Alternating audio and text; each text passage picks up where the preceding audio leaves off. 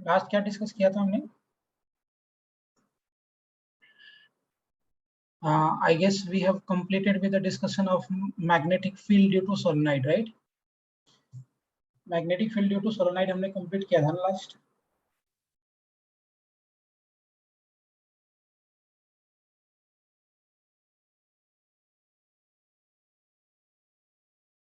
Yes or no? Magnetic field due to solenoid हमने complete किया था ना derivation इसका. Morning बेटा. अच्छा, बायट-सेवर्स लॉ से किया था. So finally relation क्या था magnetic field due to solenoid का? Please explain the last part of direction. Okay. मैं वो डेरिवेशन ही पूरा करता हूँ, एक बार दोबारा एक्सप्लेन करते हैं. लास्ट टाइम नेटवर्क की वजह से प्रॉब्लम हो गया था. Magnetic field due to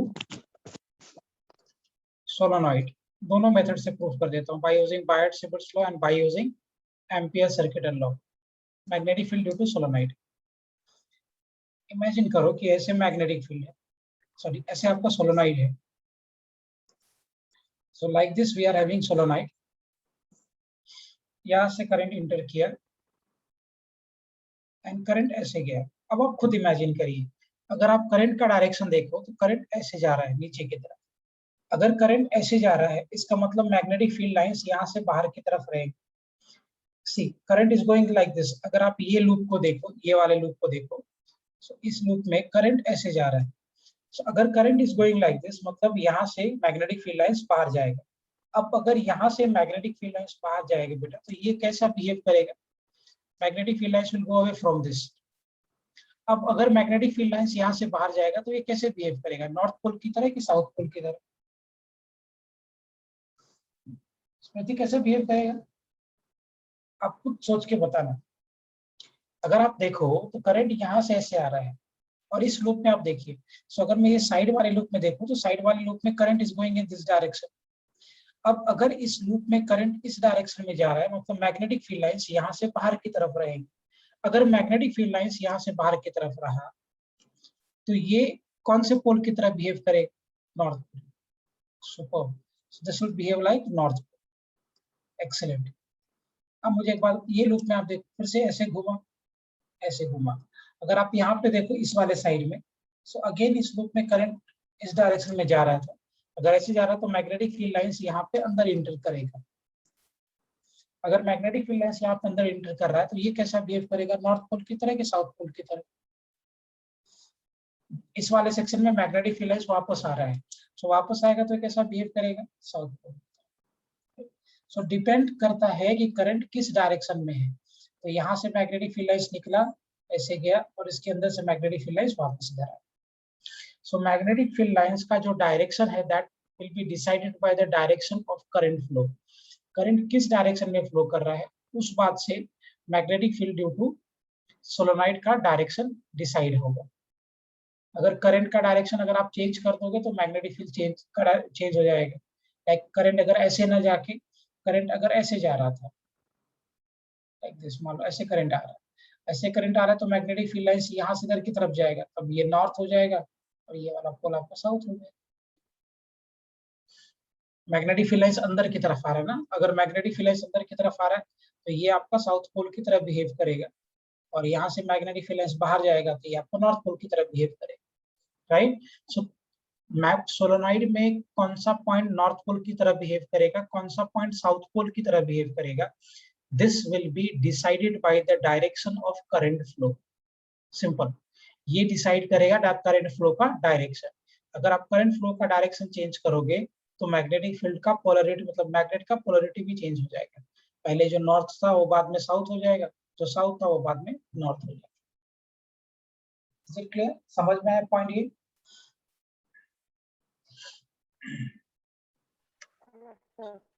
okay fine. Smriti clear है बेटा आपको ये पॉइंट? कैसा डायरेक्शन होगा मैग्नेटिक फील्ड लाइंस का, कौन सा पोल नॉर्थ होगा, कौन सा पोल साउथ होगा, ये डिसाइड करने वाला फैक्टर कौन सा है?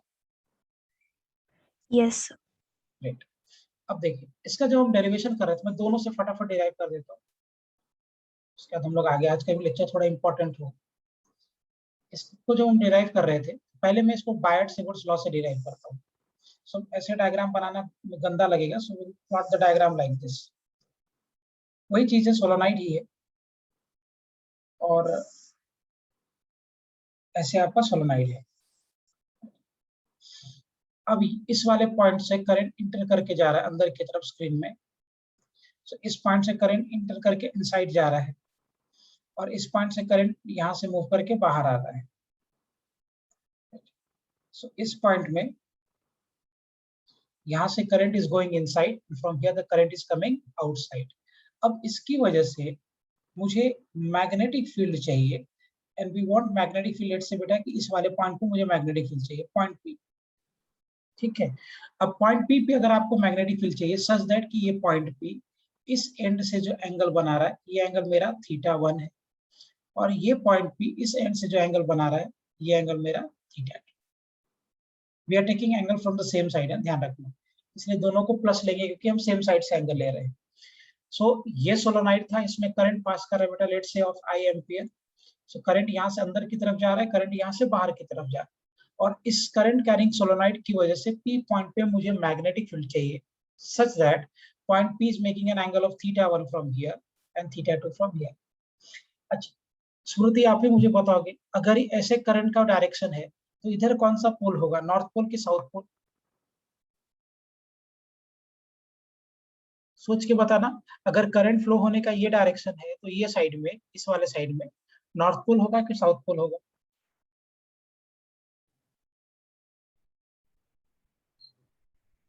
ओके, कौस्तुभ तुम्हारा क्या आंसर है, नॉर्थ पोल के साउथ पोल?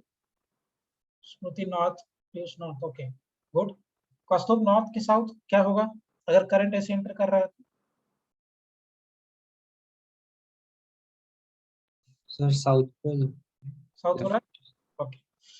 इमेजिन यहाँ से करंट अंदर जा रहा है, यहाँ से करंट बाहर जा रहा है, इसको लूप के फॉर्म में बना लेते हैं ताकि समझने में आपको आसानी हो जाए।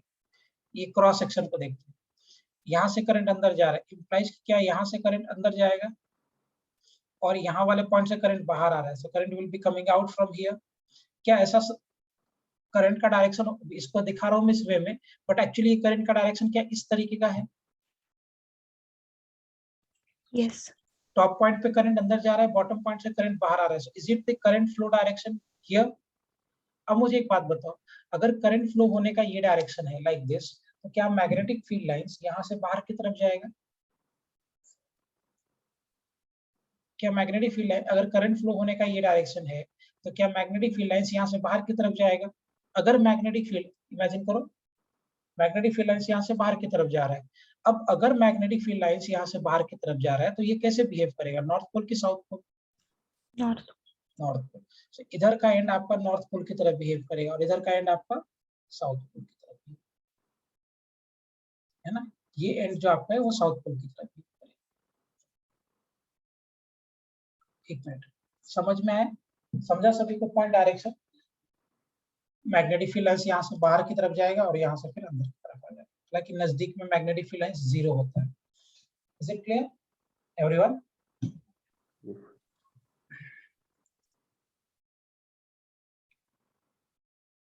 श्रावणी, गौरव, क्लियर है बेटा ये डायरेक्शन?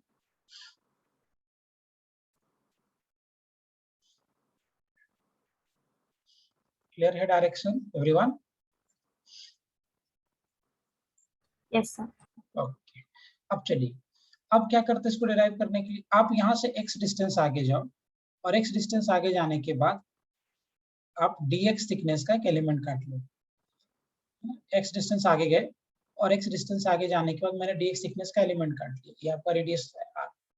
अब मुझे एक बात बताओ बेटा, अगर मैं dx थिकनेस का एलिमेंट काट रहा हूँ तो क्या ये एक रिंग का टाइप हो गया? Is it type of ring here? ऐसे यस।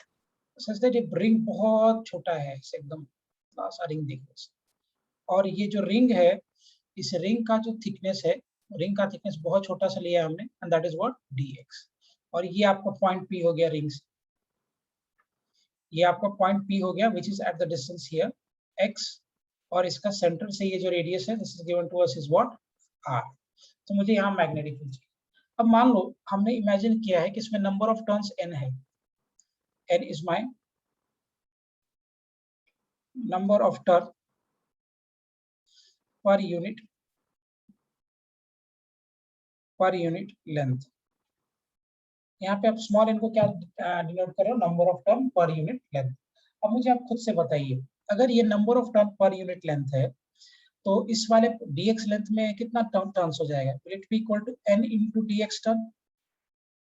n आपका नंबर ऑफ टर्न्स पर यूनिट लेंथ था and we want to get the number of turns in this dx length, तो इस dx length में number of turn कितना हो जाएगा, will that be equal to n into dx होगा? Yes. Okay अब देखिए ये जो पॉइंट था आपका, यहाँ से एंगल जो फॉर्म कर रहा था ये एंगल आपका थीटा था, और इस पे जो छोटा सा एंगल फॉर्म किया है this angle was my d theta. So basically अगर मैं इसको यहाँ प्लॉट कर दूं, ये एंगल आपका थीटा, और इसमें जो एकदम छोटा सा ये एंगल फॉर्म कर रहा है this angle is my d theta. चलो अब लिखते हैं जरा, magnetic field due to ring का फॉर्मूला लिखिए। ये रिंग ही है बेसिकली, इसकी वजह से अगर हम मैग्नेटिक फील्ड लिखेंगे तो कितना आ जाएगा, will it be equal to dB is mu naught into dNi r square by 2 into r square plus x square raised to power 3/2। क्या ये होगा magnetic field due to ring का? रिंग की वजह से मैग्नेटिक फील्ड होता है mu naught Ni r square by 2 into r square plus x square raised to power 3/2। Correct? dn का वैल्यू प्लेस करते, तो यहाँ से मैग्नेटिक फील्ड dB कितना हो जाएगा, will it be equal to mu naught Ni r square into dx by 2 into r square plus x square raised to power 3/2। Do you agree this everyone? सृष्टि समझ में आया बेटा पॉइंट यहाँ तक? ये क्लियर है magnetic field due to ring?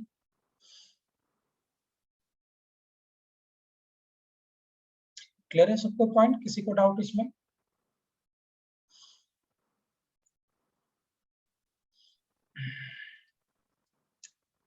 Okay very good Pranika. अब इस ट्रायंगल में चलो, कैन वी राइट बेटा इस for this triangle that cot theta is x by r, tan theta लिखोगे तो r by x हो जाएगा, so cot theta will be x by r, base by perpendicular। So what we can write from here, x is equal to r into cot theta। देखो इस triangle में देखते हैं, cot theta is base by perpendicular, so cot theta will be equal to base is what, x, perpendicular is your r, so can we write cot theta as x by r which is perpendicular base by perpendicular। ऐसे हो गया, इसको differentiate कर दीजिए with respect to theta। So if I am differentiating this, dx by d theta is equal to r, cot theta का differentiation हो जाएगा minus of cosec square theta। So dx will be equal to r minus r into cosec square theta into what, d theta। अब ये सारे values को x की जगह पे ये प्लेस कर देते हैं और dx की जगह पे ये प्लेस कर देते हैं। Magnetic field dB is mu naught Ni r square minus r into cosec square theta into d theta, dx की जगह पे रख दिया by 2 into r square plus r square into cot square theta raised to power 3/2। x की जगह पे ये term यहाँ प्लेस कर दिया r cot theta। So from here what will be having, dB is equal to mu naught Ni minus sign में r cube cosec square theta into d theta, r square common लोगे यहाँ से तो ये 3/2 तो r cube निकल जाएगा और अंदर बच जाएगा 1 plus of cot square theta। 1 plus cot square theta क्या होता है, cos square theta। So अगर आप इसको प्लेस कर दोगे, so dB will be equal to minus of mu naught Ni r cube, और ये r cube कैंसिल हो गया, so better we will eliminate this, mu naught Ni into cosec square theta into d theta by 2 into, will it be equal to cosec cube theta, cosec square theta raised to power 3/2 में 2 से 2 cancel हो जाएगा तो cube बन जाएगा यहाँ पे, इसको अगर आप एलिमिनेट कर दोगे तो सिर्फ आपके पास cosec बचेगा और 1 by cosec is what? Sin. So can we write this as dB is equal to minus of mu naught ni into sin theta into d theta by 2.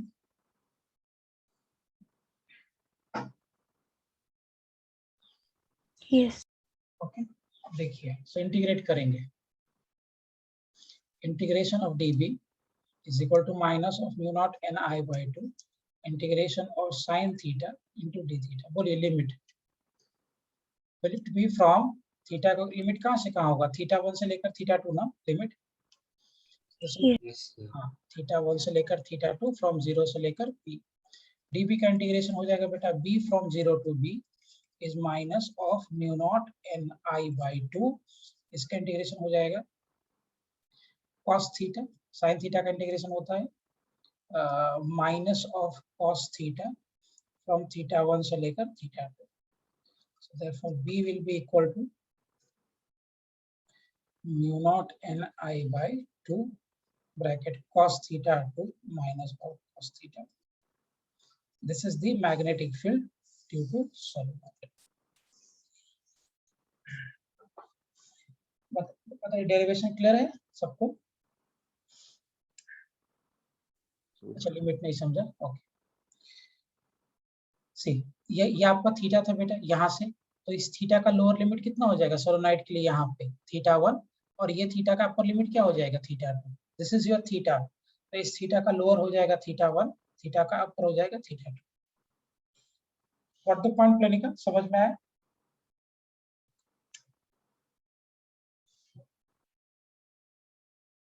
Okay, lag हो रहा है क्या?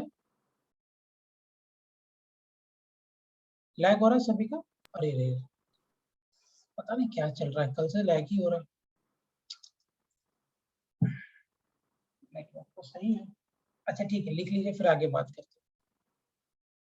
सार्थक सेइंग नो.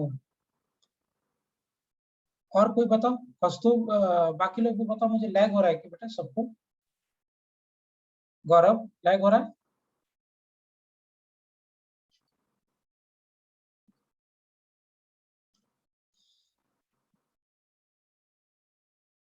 अच्छा white board में lag हो रहा है. अच्छा ठीक है, लिखो देखते हैं सही हो जाए.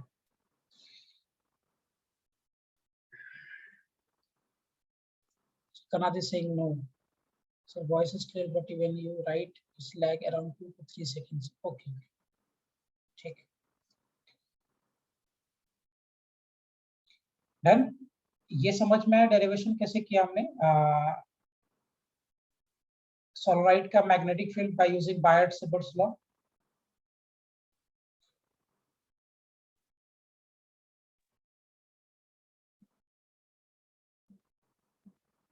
Is it clear everyone?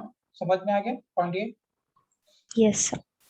अब यही अच्छा एक बात मुझे और बताइए, अगर ये इनफाइनाइटली लॉन्ग सोलोनाइड होता, अगर ये solenoid very good infinitely long होता, इनफाइनाइटली लॉन्ग सोलोनाइड होता,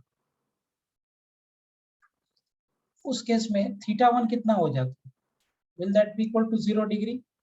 अब आप खुद देखिए, अगर ये सोलोनाइड इनफिनिटली लॉन्ग होता बेटा तो क्या थीटा 1 अप्रोक्सीमेटली 0 हो जाता? सो बड़ा रहेगा अगर इनफिनिटली लॉन्ग, तो थीटा 1 क्या अप्रोक्सीमेटली 0 के बराबर होगा, एंड थीटा 2 आपका 180 डिग्री के बराबर हो जाएगा. In that case theta 2 will be equal to what? 180 degree.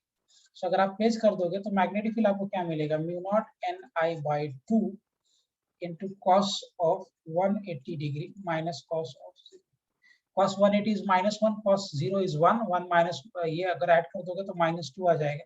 सो क्या मुझे मैग्नेटिक फील्ड यहाँ से B is equal to mu naught ni मिलेगा.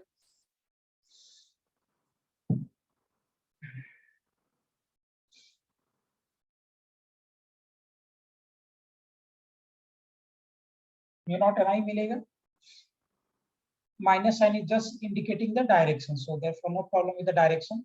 आप मुझे बताओ मैं क्या मैग्नेटिक फील्ड मुझे म्यू नॉट ni मिला.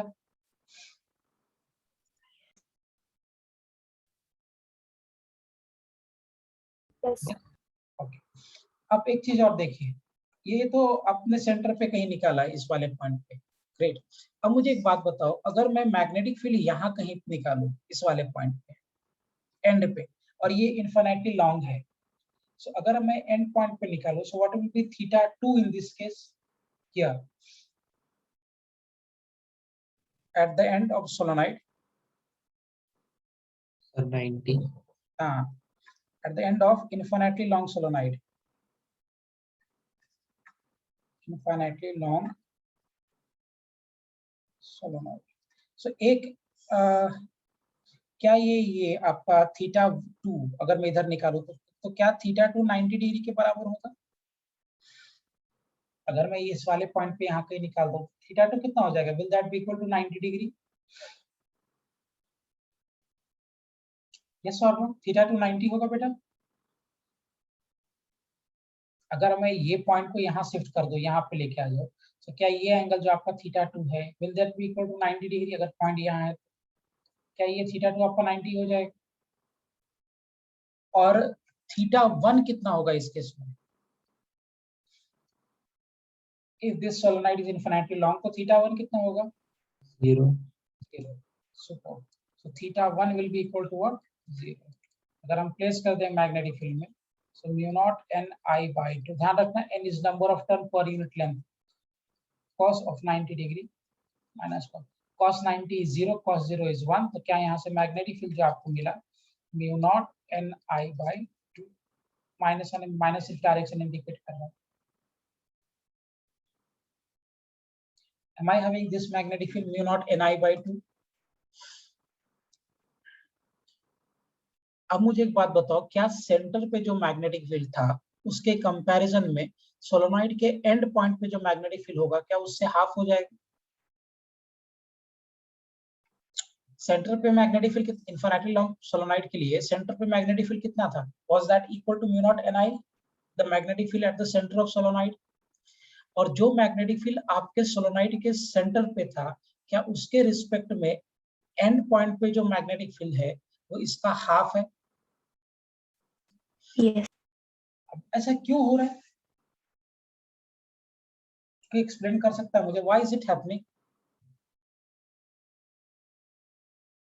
वो तो मैथमेटिकली मैंने देख लिया ना, मैथमेटिकली हमें प्रूव हो गया कि भाई जो मैग्नेटिक फील्ड सेंटर पे था उसके रिस्पेक्ट में एंड पॉइंट पे मैग्नेटिक फील्ड हाफ है, लेकिन θ2 is 180. Yes बेटा, today also I am saying θ2 is 180 and θ1 is c. ये तो ऑलरेडी लिखा है मैंने इन्फिनिटली लॉन्ग के लिए, लेकिन करेक्ट Yes. है ना, वो तो यहाँ पे भी किया है, लेकिन बेटा मैं अभी पॉइंट्स को यहाँ पे शिफ्ट कर रहा हूँ. I am just shifting the point here, see ये मैंने पॉइंट को यहाँ शिफ्ट किया है, पॉइंट मेरा यहाँ शिफ्ट हो गया. सो अगर पॉइंट यहाँ शिफ्ट हो गया तो क्या एक एंगल जो आपका यहाँ पे फॉर्म होगा, क्या ये एंगल 90 डिग्री का फॉर्म होगा और ये दूसरा एंगल 0 डिग्री का फॉर्म होगा if that solenoid is infinitely long? अगर ये सोलेनॉइड इन्फिनिटली लॉन्ग है, बहुत बड़ा सोलेनॉइड है, और ये पॉइंट अगर मैं यहाँ लेके जाऊं, तो क्या एक एंगल मेरा 90 डिग्री होगा और दूसरा एंगल मेरा 0 डिग्री होगा? Good, very good question. ऐसा इसलिए होता है कि जब आप देखोगे तो मैग्नेटिक फील्ड लाइन जब उस एंड पे पहुंचेगा ना बेटा, तो यहाँ पे आके मैग्नेटिक फील्ड लाइंस ऐसे यहाँ तक आएगा ऐसे पैरेलल, और एंड पॉइंट पे आने के बाद मैग्नेटिक फील्ड लाइंस से डाइवर्स कर जाएंगे. सो यहाँ से लाइंस आएगा और यहाँ पे लाइंस आने के बाद लाइंस डाइवर्स करके ऐसे. तो मुझे एक बात बताओ, ये मैग्नेटिक फील्ड लाइंस का कंसंट्रेशन कहाँ पे ज्यादा होगा? एंड पॉइंट पे ज्यादा होगा कि सेंटर पे ज्यादा होगा? Center. सेंटर पे. And since magnetic field lines का कंसंट्रेशन सेंटर पे ज्यादा, इसलिए मैग्नेटिक फील्ड सेंटर पे स्ट्रांग रहता है. उसके कंपैरिजन में सोलेनॉइड के एंड पॉइंट पे जो मैग्नेटिक फील्ड होता है वो उस सेंटर के मैग्नेटिक फील्ड का हाफ हो जाता है, क्योंकि ये लाइंस यहाँ पे डाइवर्स कर जाते हैं, और डाइवर्स होने की वजह से नंबर ऑफ लाइंस पर यूनिट लेंथ एरिया वो डिक्रीज कर जाता है. सो अगर number of lines per unit area decrease कर गया तो मैग्नेटिक फील्ड का स्ट्रेंथ कम हो जाता है. Is it clear? समझ में आया पॉइंट ये?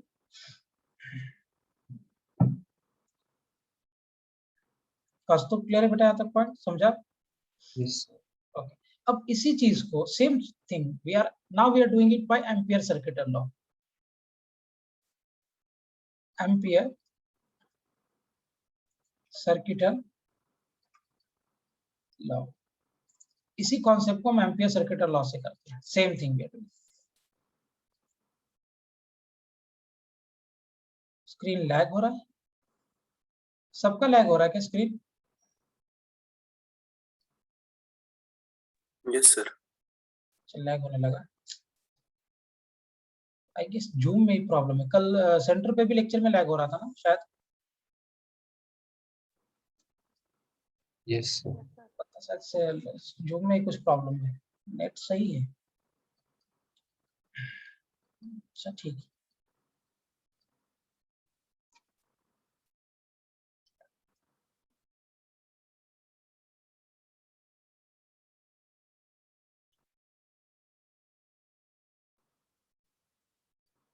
देख, इसी चीज कॉन्सेप्ट को हम लोग now will do it by ampere circuit law. Same thing, current यहीं पे है, यहाँ पे भी जा रहा है। Current is of I ampere.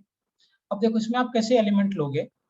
Let's have the element like this, और ये ऑनलाइन फिलहाल इन्फिनिटली लॉन्ग है, उसके लिए हम बातें करेंगे। मान लो मैं एक एम्पीरियन लूप ऐसे बना देता हूँ, make an Amperian loop like this, है ना।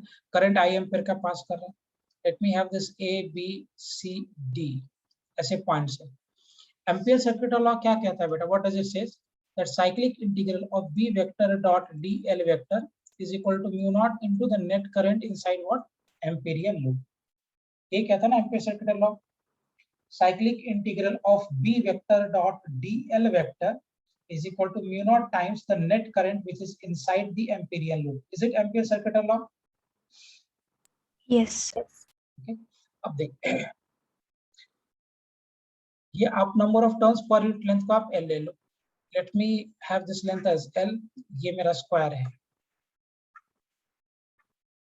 स्क्वायर मान लो। सो N फिर से वैसे ही लेते, N my number of turn, number of turn पर यूनिट लेंथ, ऐसा ले लिया।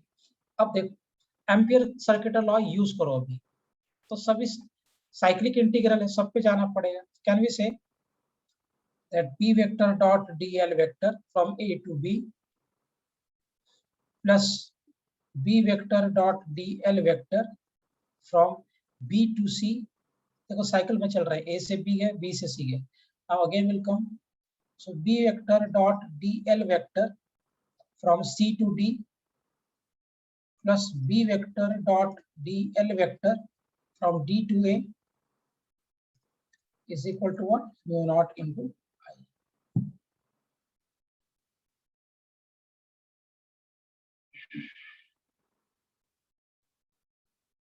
Actually total current pass करेगा, so total number of turns हो जाएगा N into L इसमें।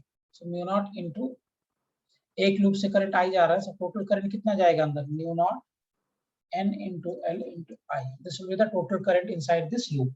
क्योंकि ये लेंथ आपने L लिया, नंबर ऑफ टर्न्स आपका N है, so total टर्न्स कितने जाएंगे? N into L, और एक टर्न में करंट I जा रहा है, so total करंट कितना जाएगा? N into L into I will be the total current which is inside this amperian.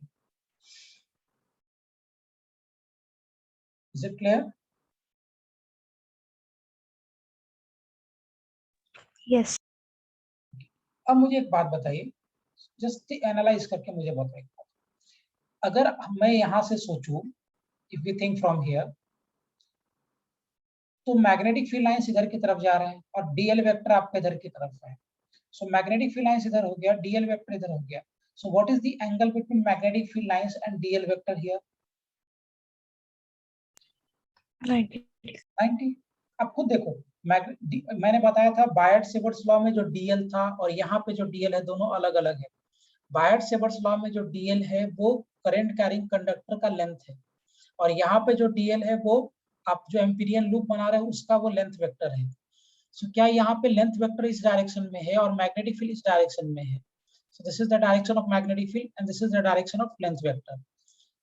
सो मुझे बताइए, मैग्नेटिक फील्ड और लेंथ वेक्टर के बीच में जो एंगल फॉर्म करेगा इस और दिस वायर ए बी, वो कितना है angle? Is it equal to 90 degree?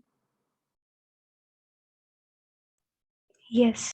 अच्छा, अब अगर ये एंगल 90 डिग्री है, सो दो वेक्टर के बीच में अगर 90 है तो उसका डॉट प्रोडक्ट कितना होता है? If the angle between two vectors is 90 degree, then what is the dot product? 0. 0. तो क्या ये वाला टर्म आपका 0 हो जाएगा? क्यों ये 0 हो गया? Because dl vector is here and magnetic field is here, so the angle between magnetic field and dl vector is 90 degree here. Since the angle is 90 degree, therefore its dot product will be 0. Clear? सबको समझ में आया point ये? अब देखो same way में अगर आप यहाँ चलो BC में, यहाँ पे प्रॉब्लम क्या है ना कि सोलोनॉइड के जस्ट बाहर है। सोलोनॉइड के जस्ट बाहर मैग्नेटिक फील्ड लाइंस ही नहीं होता, तो मैग्नेटिक फील्ड लाइंस यहाँ से जाएगा और ऐसे लूप लेके आएगा। तो सोलोनॉइड के जस्ट बाहर मैग्नेटिक फील्ड लाइंस नहीं है। अब अगर सोलोनॉइड के जस्ट बाहर मैग्नेटिक फील्ड लाइंस नहीं है तो B vector dot DL vector कितना हो जाएगा? Just outside the solenoid. Will this term be again equal to 0? क्या ये टर्म फिर से 0 हो जाएगा? लॉजिक क्या दिया इसके लिए B vector dot DL vector का कि सोलोनॉइड के जस्ट बाहर, just outside the solenoid, there is no magnetic field lines. And solenoid के जस्ट बाहर अगर मैग्नेटिक फील्ड लाइंस नहीं है तो क्या B vector dot DL vector just outside the solenoid will that be equal to 0? तो क्या ये 0 के बराबर होगा? Yes. करेक्ट। अब यहाँ चलिए CD में चलो, मुझे बताओ CD वाले केस में बी वेक्टर इधर है, डीएल वेक्टर इधर है, सो बी वेक्टर और डीएल वेक्टर के बीच में फिर से जो एंगल फॉर्म कर रहा है वो कितना है बेटा? 9. 90। ये तो चला गया, तो ये 90 की वजह से गया एंगल, ये भी 90 डिग्री की वजह से गया, सो 90 है तो डॉट प्रोडक्ट 0 हो जाएगा। और इसको 0 होने का रीजन क्या है कि सोलोनॉइड के जस्ट बाहर मैग्नेटिक फील्ड लाइंस नहीं होती। मैग्नेटिक फील्ड लाइन जाएगा से दूर से लूप लेके आएगा, ऐसे नहीं जाते इसके नजदीक से। So magnetic field lines just outside the solenoid, infinitely long solenoid is 0, है ना? just outside 0 होता है। अच्छा, तो ये बच गया। So what we can say that B vector dot DL vector is equal to mu naught Ni into L। अब मुझे बताइए फॉर DA कितना एंगल फॉर्म कर रहा है B और DL के बीच में? 0. हाँ, cos 0 का वैल्यू हो जाएगा 1 DL mu naught Ni। DL को इंटीग्रेट करोगे L आ जाएगा, सो B into L से L क्या हो गया? कैंसिल, तो फ्लैंगियन मैग्नेटिक फील्ड हो जाएगा। ये रिजल्ट आया था ना, this was your result. Same thing we got here also, but this time we are using the concept of ampere circuit law.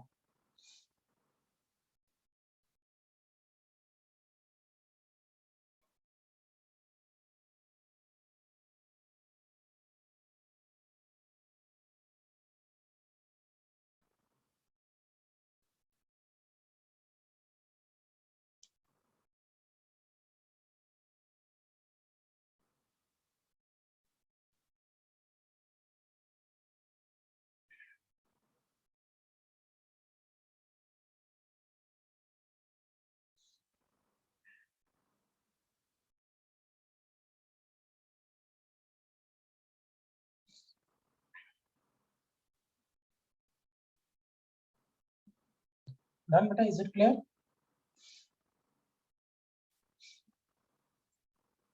मुझे बताइए सोलोनॉइड की वजह से मैग्नेटिक फील्ड कितना होगा उसको प्रूव करने के लिए और क्या फॉर्मूला है उसका? Is it clear with both the laws which is Biot Savart's law and Ampere circuit law? Yes, sir. Okay, super. सो ये हमने यहाँ तक डिस्कशन कर लिया। अब देखो एक और कॉन्सेप्ट आता है magnetic field due to toroid. Magnetic field in toroid. Toroid भी एक तरह का सोलोनॉइड ही होता है बट ये सर्कुलर होता है। So this is something like this.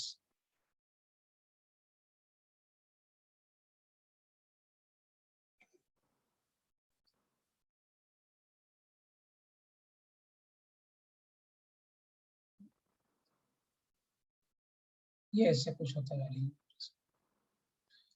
इसमें क्या होता है, इस तरह से हम लोग लूप बना लेते हैं। ऐसे आपका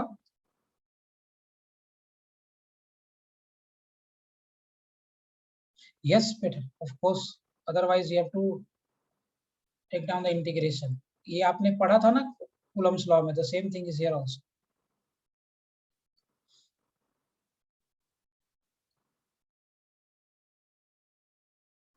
ऐसे आप क्या करते हो, इस केस में लूप्स बना लेते हो।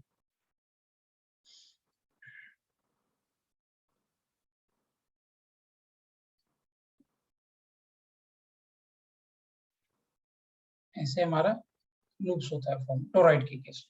So, आपने एक अंदर सरफेस पे, ये भी तो एक तरह का सोलोनॉइड, ये बट ये सर्कुलर सोलोनॉइड है। लेट्स से इसका टोरॉइड का रेडियस आर है और इसमें करंट आर आई एम्पेयर का पास कर रहा है। So current is of I am. अब मुझे खुद से बताइए कि ये जो टोरॉइड बना, इस टोरॉइड के एक्सिस पे what will be the magnetic field. खुद से करो bye using Ampere circuit law. What will be the magnetic field at the centre of toroid. यहाँ पे, यहाँ नहीं, इस केस में इधर मैग्नेटिक फील्ड नहीं होगा, इसमें कितना होगा मैग्नेटिक। हियर खुद से एनालाइज करो, खुद से करिए।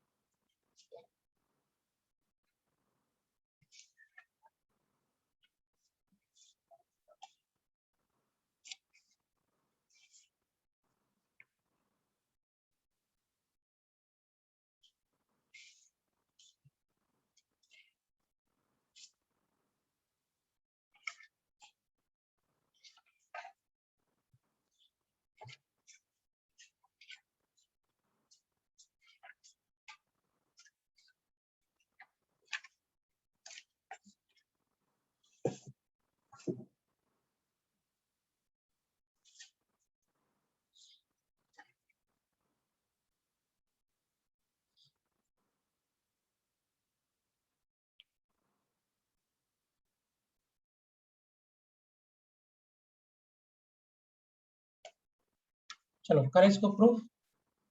अरे वो सेम ही था, कुछ नहीं है। पहले बना दो एक एम्पेरियन लूप इसके अंदर से।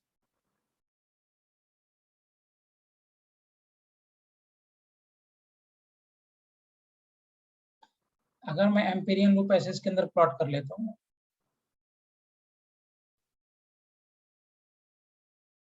सच दैट कि एम्पेरियन लूप का जो रेडियस है, let me have this as small r. बताइए क्या लॉजिक यूज करो, एम्पियर सर्किट लॉ क्या कहता है। अगर आप एम्पियर सर्किटल लॉ यहाँ पे यूज करोगे तो क्या आएगा, cyclic integral of B vector dot of DL vector is equal to mu naught times of the net current inside एम्पिरियन। ये आएगा ना रिजल्ट। हाँ यस, सुपर प्रणिका, बहुत बढ़िया। मान लेते इसमें total number of turn capital N है। एक्सीलेंट बेटा। कैपिटल एन क्या है, total number of turn, total number of turn. This is my total number of turn.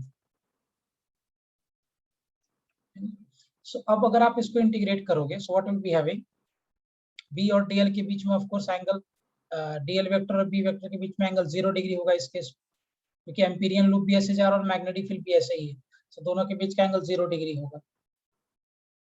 So integration of B dl mu naught into n into I। Current एक loop से I ampere का जा रहा था, ऐसे total n loop से, तो ni हो जाएगा total current. B dot dl mu naught n into I। dl का इंटीग्रेशन कितना हो जाएगा इस केस में, what will be the integration of dl,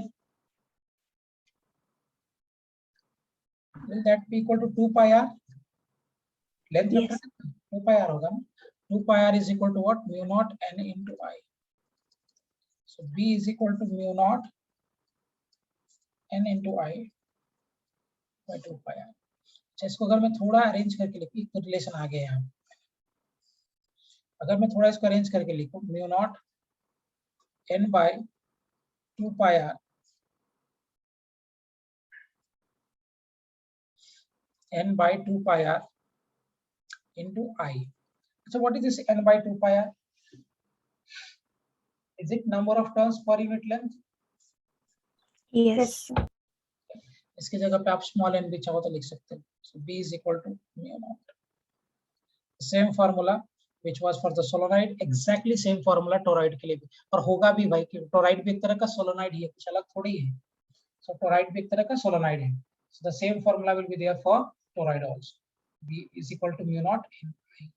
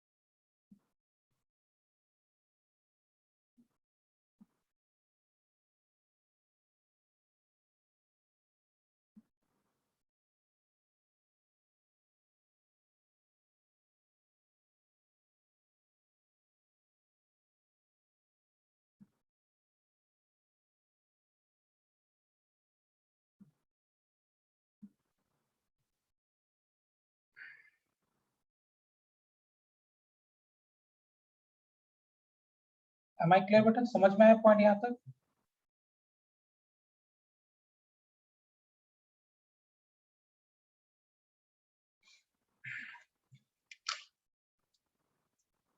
चलो गुड.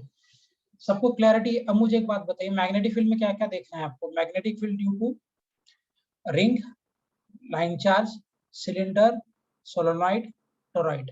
मुझे बताओ, इतना मैग्नेटिक फील्ड सब क्लैरिटी है? क्या मैग्नेटिक फील्ड का फॉर्मूला होगा, क्या बायट-सिबर्ट्स लॉ है, एंड कैसे हमने एम्पियर सर्किट लॉ यूज किया है? Is it clear properly? Yes.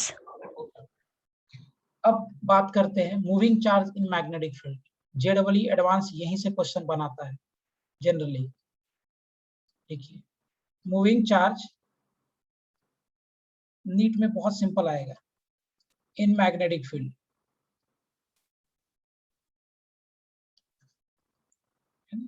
अच्छा, मुझे एक बात बताओ, ये मैंने आपको स्टार्टिंग में ही बताया होगा ओरेस्टेड का एक्सपेरिमेंट. ओरेस्टेड ने क्या बोला, देखा था कि जब कभी भी चार्ज पार्टिकल मूव कर रहा है मैग्नेटिक फील्ड में, तो चार्ज पार्टिकल जब मैग्नेटिक फील्ड में मूव करेगा तो क्या वो चार्ज पार्टिकल पे फोर्स एक्सपीरियंस होगा? अगर चार्ज पार्टिकल मैग्नेटिक फील्ड में मूव कर रहा है, याद है हमने डिस्कशन किया था स्टार्टिंग में, बताया होगा मैंने शायद आपको. जब भी चार्ज पार्टिकल मैग्नेटिक फील्ड में मूव कर रहा है तो क्या चार्ज पार्टिकल अपने पाथ से डिफ्लेक्ट हो जाता है? और अगर चार्ज पार्टिकल अपने पाथ से डिफ्लेक्ट हो जा रहा है, डज इट मीन कि उस पे कोई ना कोई अमाउंट पे फोर्स एक्सपीरियंस हो रहा है? राइट. सो जब भी चार्ज पार्टिकल मैग्नेटिक फील्ड में मूव कर रहा है, that charge particle will experience magnetic force, and the magnetic force experienced by charge particle is given by relation F is equal to Q into V vector cross of B vector. है ना? F is vector is equal to charge into V vector cross B vector. ये जो है, this is what the magnetic force on moving charge in magnetic field. है ना? Lorentz force है बेटा. Lorentz पहले तो ये तो पढ़ ले, फिर लॉरेंज पे जाएंगे. लॉरेंज फोर्स क्या होता है? Is it Q into E vector plus Q into V vector cross of B vector.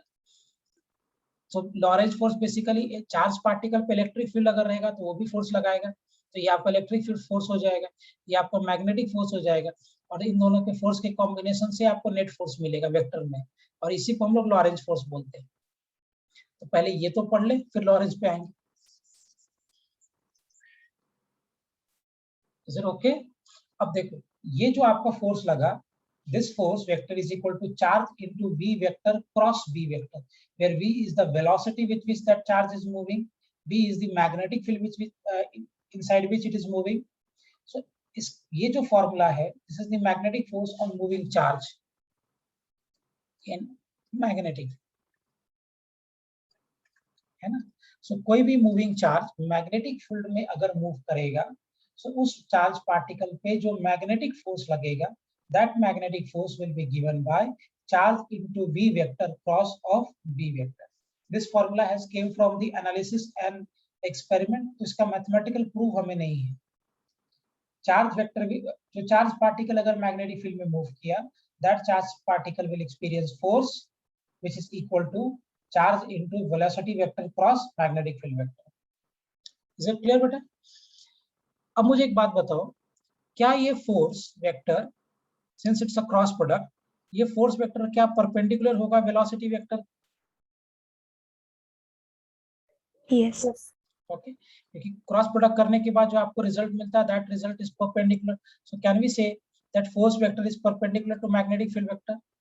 और क्या हम यहाँ से ये भी कह सकते हैं कि force vector is also perpendicular to magnetic field vector,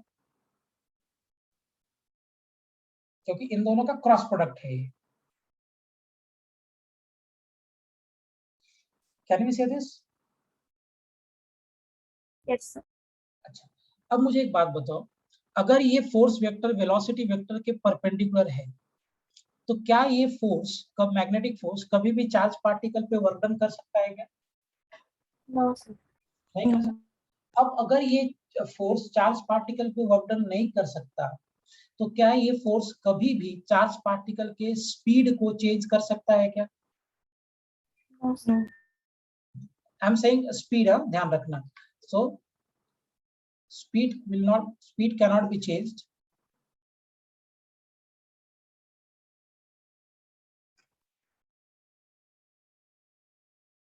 by this force, है ना? As it will never do work done.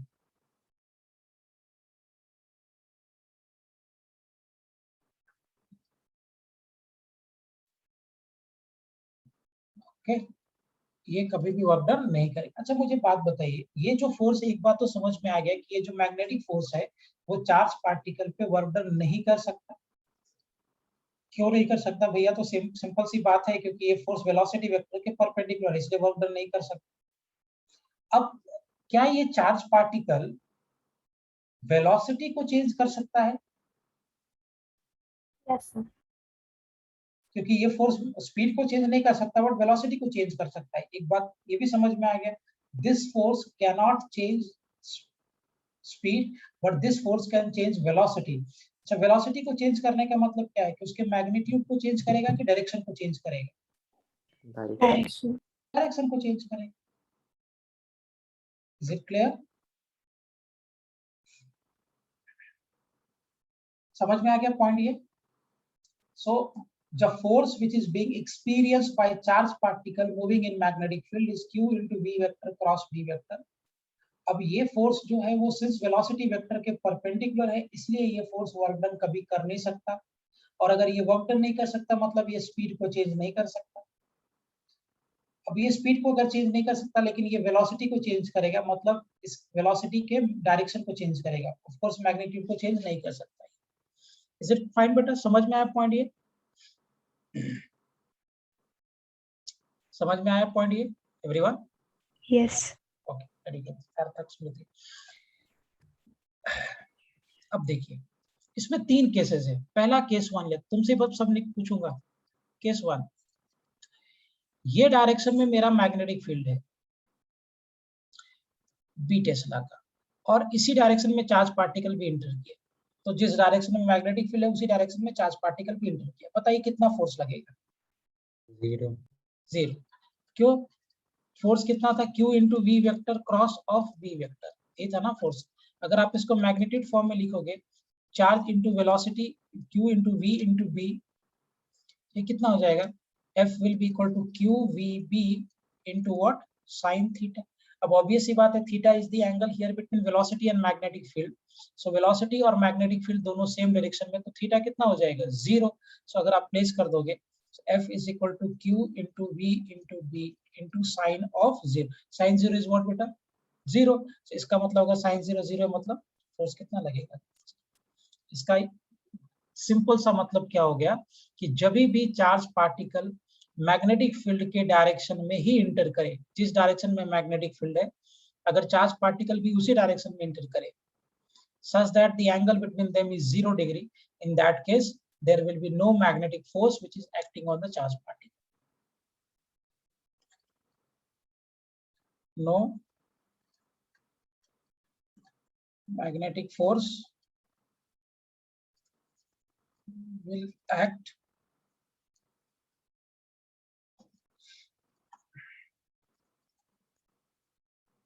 on charge particle. इस केस में कोई भी मैग्नेटिक फोर्स चार्ज पार्टिकल पे एक्ट नहीं करेगा. Is it fine? समझ में आया पॉइंट ये?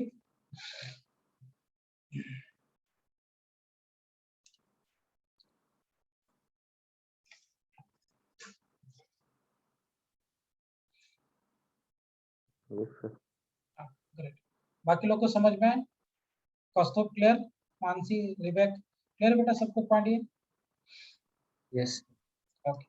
अब देखिए, मान लो सेकंड केस, केस 2. मान लीजिए कि मैग्नेटिक फील्ड आपका इनवर्ड डायरेक्शन में है. मैग्नेटिक फील्ड आपका इनवर्ड डायरेक्शन में, बी टेस्ला का, और चार्ज पार्टिकल अभी यहां से एंटर कर गया. चार्ज पार्टिकल ऐसे जा रहा है, वेलोसिटी अभी मीटर पर सेकंड. अब क्या होगा? कितना लगेगा फोर्स इसमें? F is equal to what? Q into V into B into sin theta. Theta is the angle between velocity and magnetic field. इस केस में, हाँ एक मिनट, इस केस में थीटा कितना है बेटा? सेकेंड केस में थीटा 90 डिग्री, करेक्ट. अगर थीटा 90 डिग्री है, इस केस में मैग्नेटिक फोर्स कितना लगेगा? Will this force be equal to Q into V into B into sin of 90 degree? Sin 90 is 1, so force कितना लगेगा? Q into V into, क्या ये मैग्नेटिक फोर्स लगेगा? अब ये जो मैग्नेटिक फोर्स किधर की तरफ लगेगा? डायरेक्शन क्या होगा? V cross B. V से B की तरफ अपवर्ड होगा कि डाउनवर्ड होगा फोर्स? अपवर्ड. अब मुझे एक बात बताओ, अगर ये फोर्स जो है वो वेलोसिटी के हर पॉइंट पे परपेंडिकुलर है, तो पाथ कैसा होगा चार्ज पार्टिकल?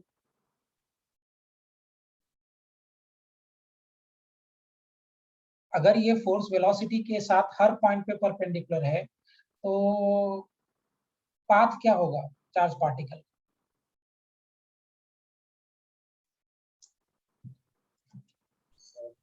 पैराबोलिक? नहीं, circular. Circular. Circular. Yes, super use Kaustubh.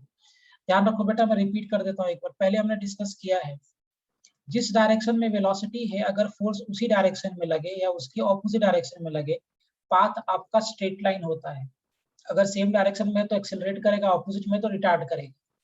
So if force and velocity are in same line, then in that case path will be straight line. अगर velocity और force के बीच में कोई particular angle बन रहा होगा, तब पाथ आपका पैराबोलिक होगा. और अगर वेलोसिटी और फोर्स हमेशा एक दूसरे के साथ परपेंडिकुलर होगा, always if it is perpendicular, इस केस में पाथ आपका सर्कल होगा. ध्यान रखना ये बातें, कभी कभी जरूरत पड़ेगी आपको. If the force is in line with velocity, either in favor or the against, in that case the path will be straight line. अगर फोर्स वेलोसिटी के फेवर में है तो एक्सेलरेट करेगा, ऑपोजिट है तो रिटार्ड करेगा. अगर फोर्स और वेलोसिटी के बीच में एक पर्टिकुलर एंगल फॉर्म कर रहा है, इन that case the path will be parabolic. Parabolic path होगा. और अगर वेलोसिटी और फोर्स एक दूसरे के ऊपर परपेंडिकुलर है, इस केस में जो पाथ होगा वो आपका सर्कल होगा. Is it clear? समझा श्रुति? क्लियर है पॉइंट ये? इस केस में पाथ जो आपका हुआ, ये जो रास्ता लेगा वो सर्कल हो जाएगा. So path of charge particle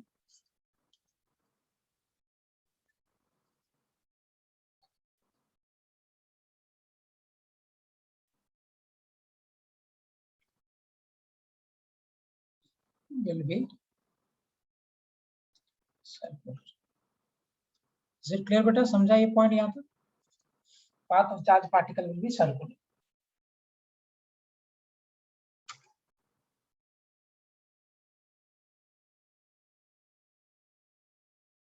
हाँ या ना? क्लैरिटी है यहाँ तक? Yes. अब मुझे बताइए, अगर ये सर्कुलर पाथ में गया तो भैया इसका कुछ ना कुछ रेडियस होगा. कितना रेडियस में घूमेगा ये?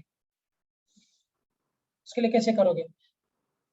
अगर ये सर्कल में जा रहा है तो क्या इसके लिए मुझे सेंट्रीपिटल फोर्स चाहिए? Yes. और वो सेंट्रीपिटल फोर्स तो सिर्फ मैग्नेटिक देगा और तो कुछ है नहीं यहाँ पे. So what we can say from here that mv square by r is equal to q into v into p. एक v से v कैंसिल हो गया. सो रेडियस कितना हो जाएगा? Will it be equal to mv by qb?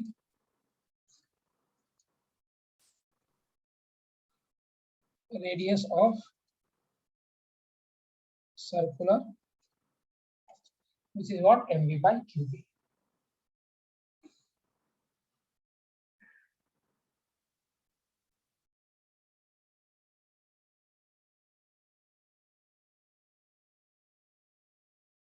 Is it clear?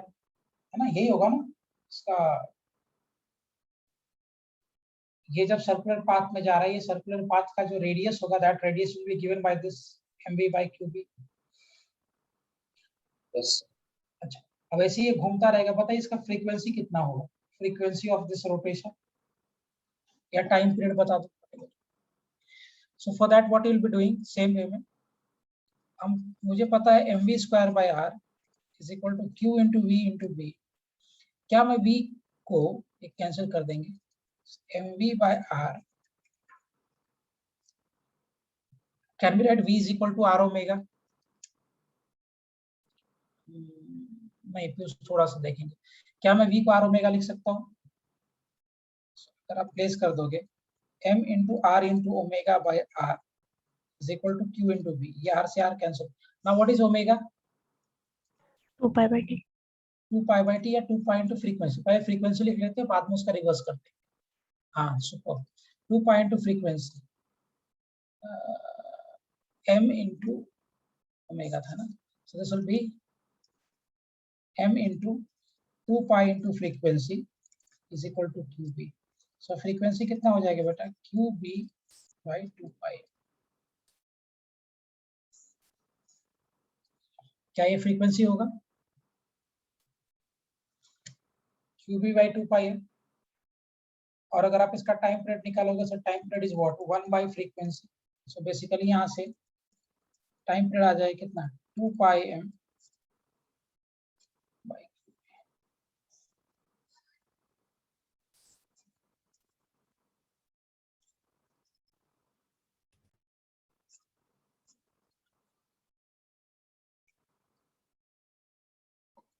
Am I clear?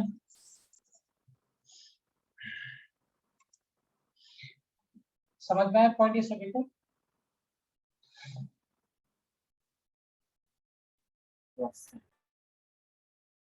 मुझे एक बात बताओ, इस टाइम पीरियड और फ्रीक्वेंसी में कुछ इंटरेस्टिंग चीज दिख रहा है क्या? टाइम पीरियड और फ्रीक्वेंसी में कुछ इंटरेस्टिंग चीज दिख रहा है? Not dependent on velocity. Super. ये दोनों फ्रीक्वेंसी और टाइम पीरियड दोनों में से कोई वेलोसिटी पर डिपेंड नहीं करता है. इसका मतलब क्या है कि अगर charge particle 10 metre per second से मूव कर रहा है या 20 मीटर या 20,000 मीटर पर सेकंड से, रेडियस फर्क पड़ेगा उसका, लेकिन उसके साथ उसका फ्रीक्वेंसी और टाइम पीरियड में कोई फर्क नहीं पड़ेगा. सो टाइम पीरियड ऑफ ऑसिलेशन, ये सिर्फ चार्ज और मैग्नेटिक फील्ड कितना उस पर डिपेंड करता है ना. So time period of oscillation और the frequency of rotation, these two terms are independent of velocity. Velocity आप कितना भी रख लो, इसमें कोई फर्क नहीं पड़ेगा. अगर मेरा चार्ज और मैग्नेटिक फील्ड सेम है तो ये दोनों फैक्टर सेम रहेगा.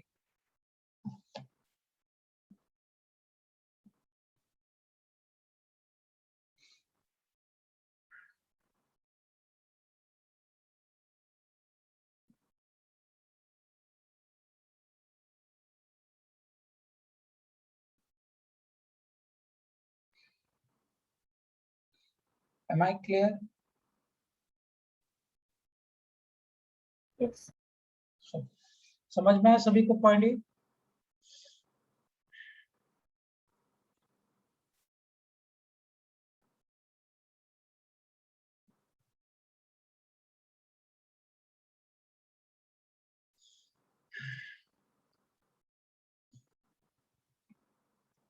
समझ में आया सबको? एवरीवन, इज इट क्लियर बेटा? Yes. ओके, अब देखिए इसका केस 1 कर दिया हमने, केस 2 हमने डिस्कस कर लिया। Now will go to the case 3, जब ये पर्टिकुलर एंगल पे इंटर करेगा। Case 3, so let's say that velocity इस डायरेक्शन में, सॉरी मैग्नेटिक फील्ड इस डायरेक्शन में है, और चार्ज पार्टिकल जो इंटर किया प्लस क्यू कूलम का, वो ऐसे इंटर किया विद सम वेलोसिटी है, और ये पूरे रीजन में मैग्नेटिक फील्ड है, कंप्लीट इस रीजन में मैग्नेटिक फील्ड है। सो इसको मैं थोड़ा अच्छे से प्लॉट कर लेता हूँ पहले।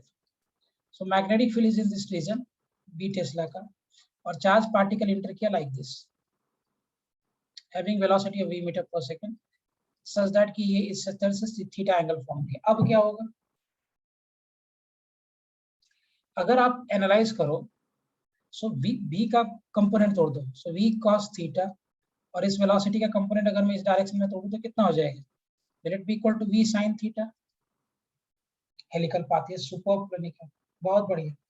अब मुझे बताइए, इस v sin थीटा की वजह से मैग्नेटिक फोर्स लगेगा जो इसको रोटेट करेगा, और v cos थीटा की वजह से ये आगे बढ़ेगा, इस पे तो मैग्नेटिक फोर्स लगेगा नहीं, सेम लाइन में है। तो क्या इसकी वजह से ये जो चार्ज पार्टिकल है, ये चार्ज पार्टिकल का जो पाथ होगा बेटा, will this path of charge particle be helical?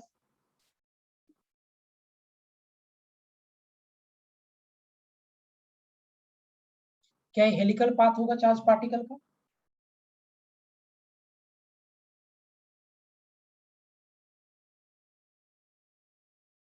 होगा, क्योंकि Yes. v cos थीटा की वजह से तो कोई मैग्नेटिक फोर्स नहीं लग रहा, v sin थीटा की वजह से लगेगा। सो v sin थीटा की वजह से रोटेट करेगा, और v cos थीटा की वजह से आगे जाएगा। तो क्या इस केस में path of charge particle will be helical? क्या चार्ज पार्टिकल का पाथ इस केस में हेलिकल होगा?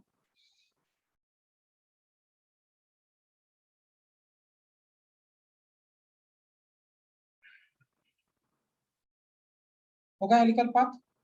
Yes. Okay, if it is helical, अब एक काम करिए आप, फोर्स कितना लगेगा, magnetic force Q into V into B. अगर मैं इसको थोड़ा अच्छे से लिखूं, तो क्या जो मैग्नेटिक फोर्स इस केस में लगेगा, will this magnetic force will be equal to Q into B into V sin theta?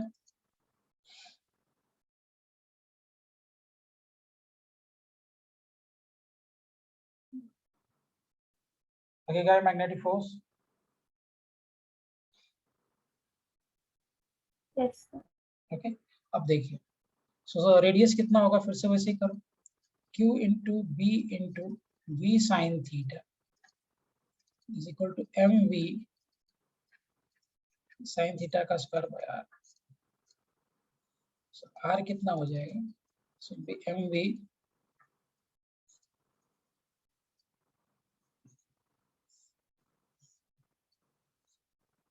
by the radius।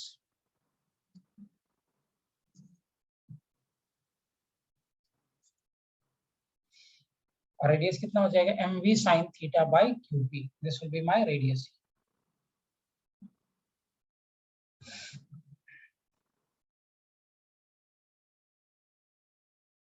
ठीक है, अब अगर आप टाइम पीरियड निकालोगे, so how will you get the time period?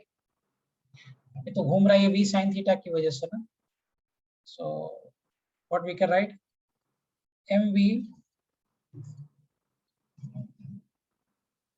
sin theta का square,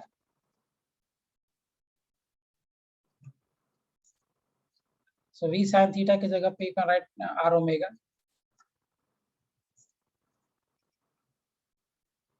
ये r से r cancel हो गया, so m ओमेगा की जगह पे क्या लिख सकता हूँ, 2 pi into frequency is equal to QB।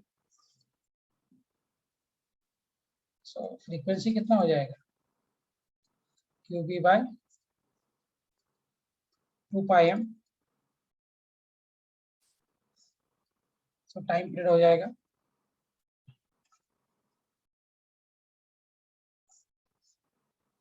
Is it clear?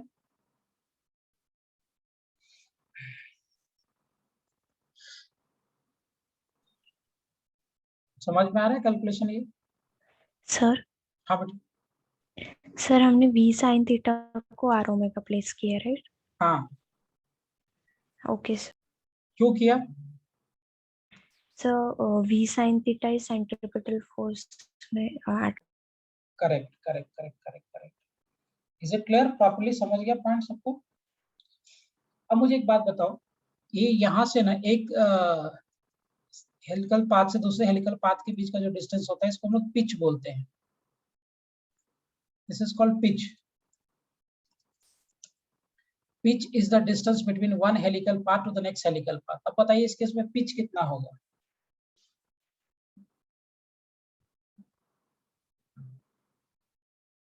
दो हेलिकल पाथ्स के बीच का जो डिस्टेंस होता है, एक हेलिकल पाथ ये हो गया, दूसरा हेलिकल पाथ ये हो गया। So the distance between one helical path and the next helical path, इन दोनों हेलिकल पाथ के बीच का जो डिस्टेंस होता है वो पिच होता है। That is called pitch. बताओ इस केस में पिच कितना होगा? खुद से जरा ट्राई करिए, फाइंड पिच।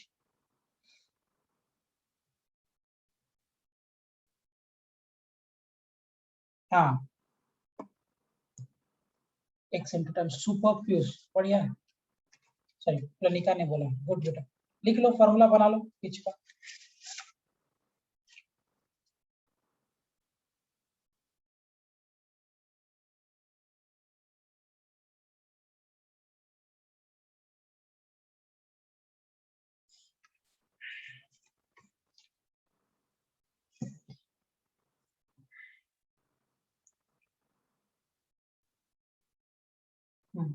पिच कितना होगा? अच्छा मैं ये बताओ, पिच जो ये ट्रैवल करेगा वो वेलोसिटी के कौन से कंपोनेंट की वजह से करेगा?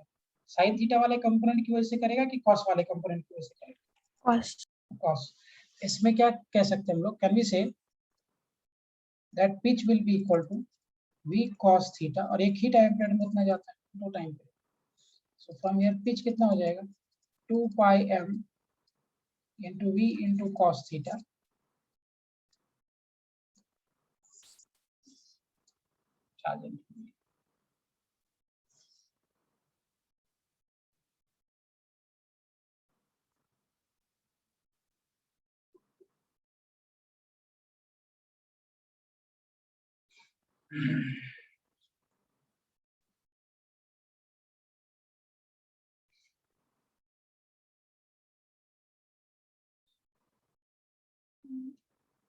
डन? समझ में आ गया कैलकुलेशन पूरा?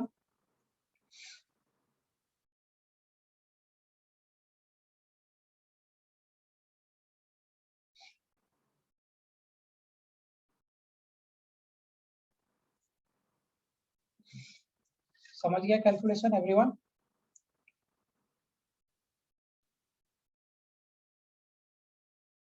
एक बार गो थ्रू करो, कुछ डाउट आएगा तो मुझे पूछिए। वेरी गुड पुनः। बाकी लोग बताओ।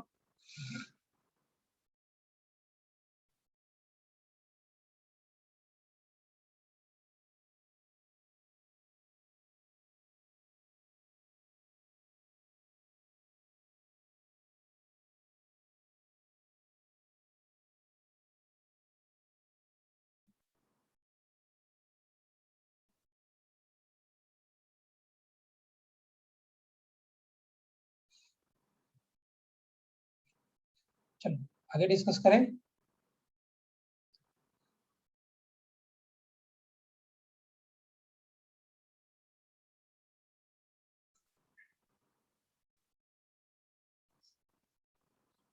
स्लाइड डिस्कस है, आगे करें बात। ओके, चलिए लिखिए क्वेश्चन है। I am taking from the book only, and this question was asked in JEE Advanced 1997। Question में कह रहा है कि we are having a proton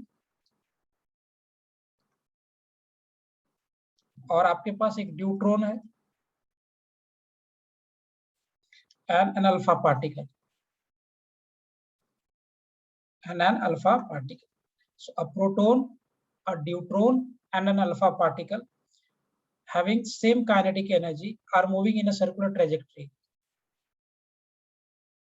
Having same kinetic energy are moving in a circular trajectories in constant magnetic field. Constant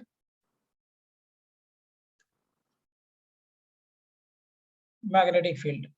If Rp stands for radius of proton, Rd radius of deuteron, and R alpha radius of alpha particle respectively, then the radii of the trajectory of these particles, then आपको बताना कि which of the following options are same, correct. R alpha will be equal to radius of proton will be greater than radius of deuteron. Sorry. First option था less than radius of deuteron. Option number 2 is radius of alpha particle is greater than radius of deuteron is greater than radius of proton. Option number 3 is radius of alpha particle is equal to radius of deuteron is greater than radius of proton. Option number 4 is radius of proton is equal to radius of deuteron is equal to radius of alpha particle.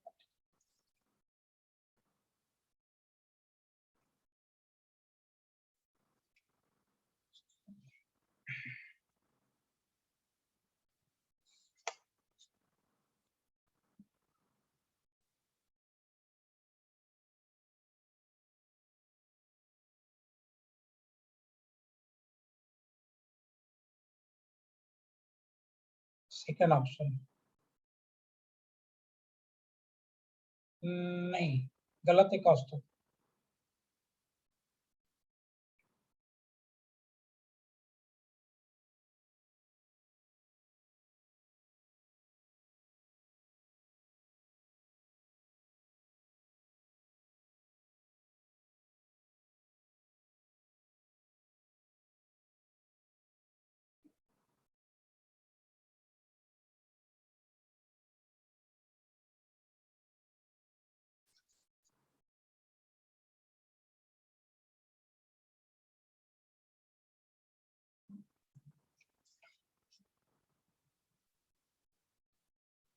Anika is getting option number B.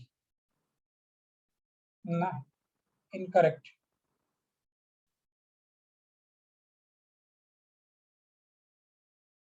Sorry, D. That is also incorrect.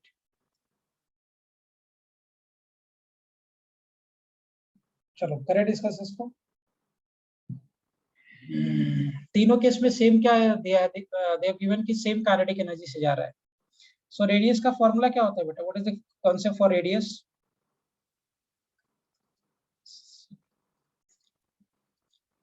क्या radius is equal to mv by qb?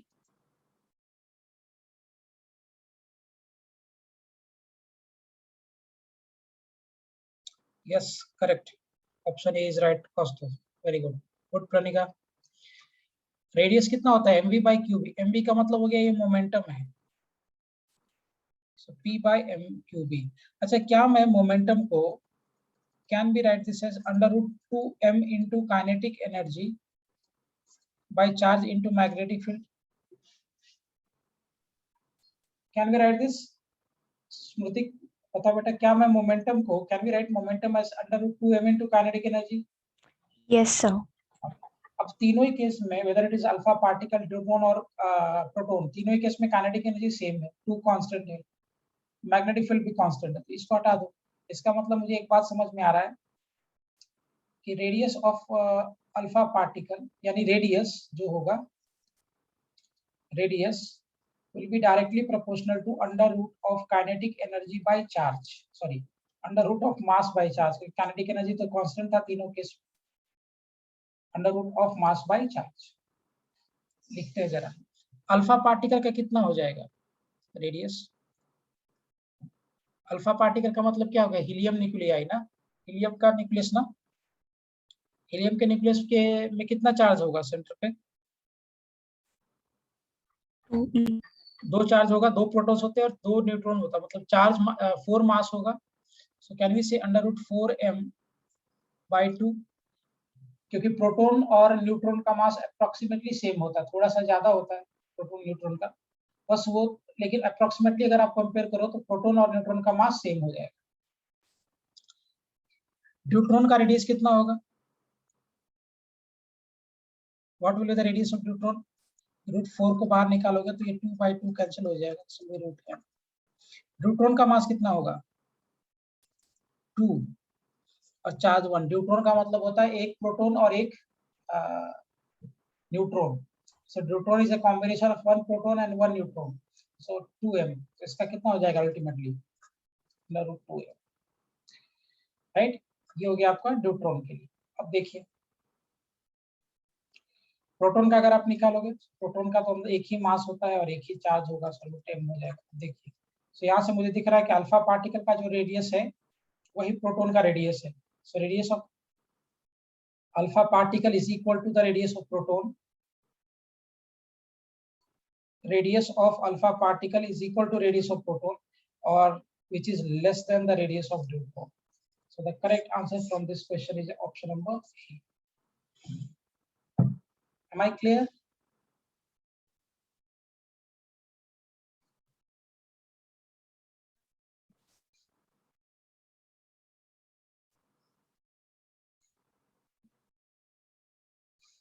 Am I clear, everyone? स्मृति समझा बेटा calculation इसका? कौस्तुभ clear है?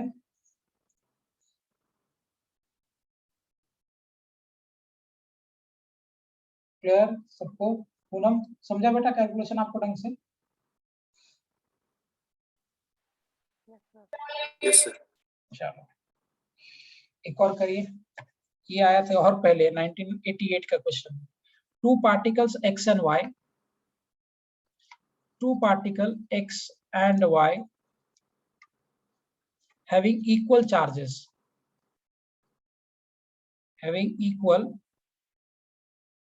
charges, after being accelerated through same potential difference, after being accelerated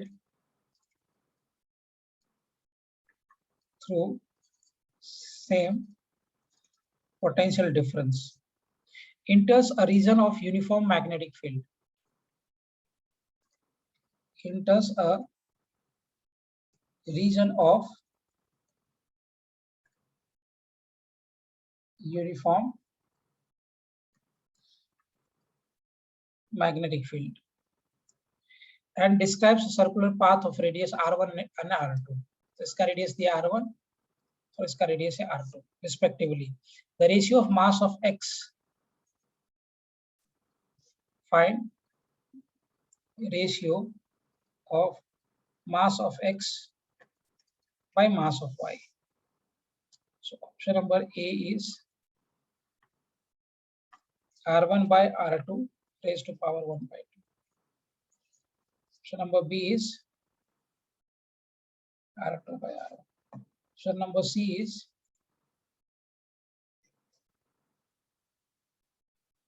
D is, बताइए। Option number C is superb. कौस्तुभ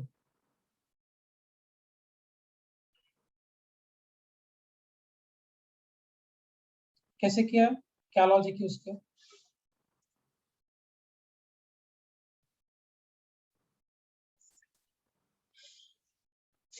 क्या logic use किया इस case में?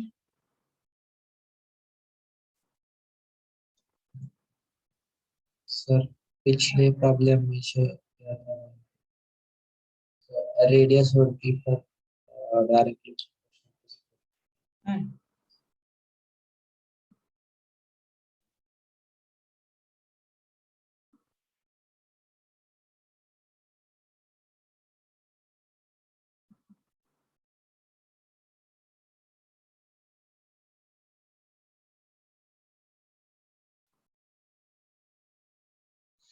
चलो देखो मैं बता दूं। पीछे अभी तक हमने डिस्कस किया जो पॉइंट, उसमें रेडियस का फॉर्मूला क्या आया था? What was the concept for radius? Was that equal to mv by qb? नहीं, स्मृति, d is not correct बेटा. mv by qb, mv आपका मोमेंटम है.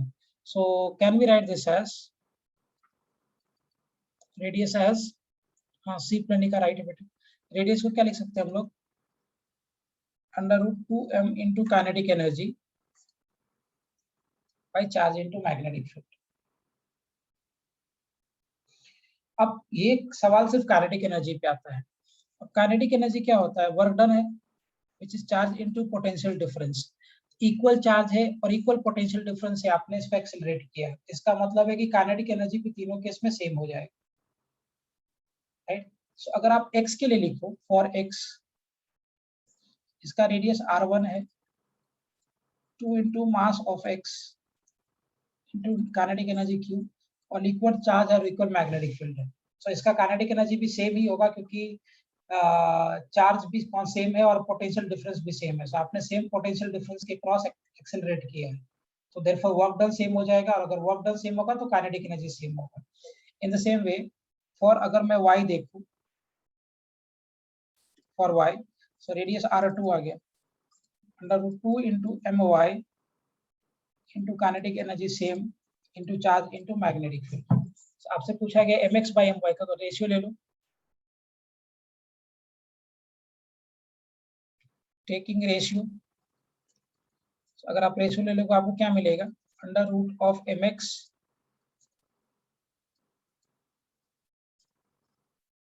r1 by r2. So squaring both sides,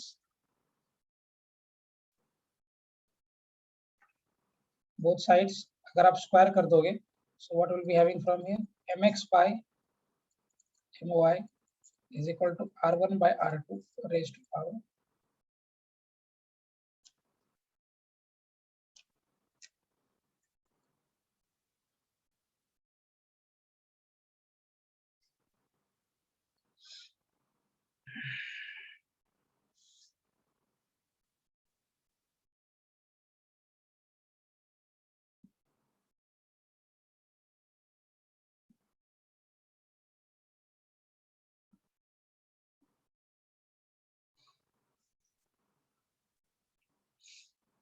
Am I clear? समझ में आया सबको point? ये कनक clear है बेटा आपको यहाँ तक?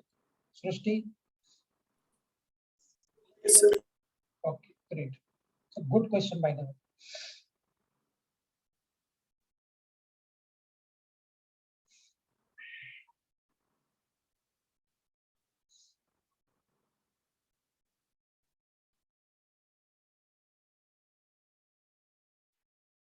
ठीक, समझ में आ गया पॉइंट सभी को यहाँ तक? Everyone, is it clear? Yes. We'll wind up for today. अगले लेक्चर में आगे डिस्कस करेंगे. And I'll be posting one assignment. मैंने कर दिया असाइनमेंट पोस्ट बायट-सैवर्ट्स लॉ का. मैग्नेटिक फील्ड का असाइनमेंट पोस्ट किया था? Yes. सॉल्व करिएगा अभी आगे. I have a discussion on the assignment in coming lectures. Is it clear बेटा? ठीक, we'll wind up for today. Thank you, sir.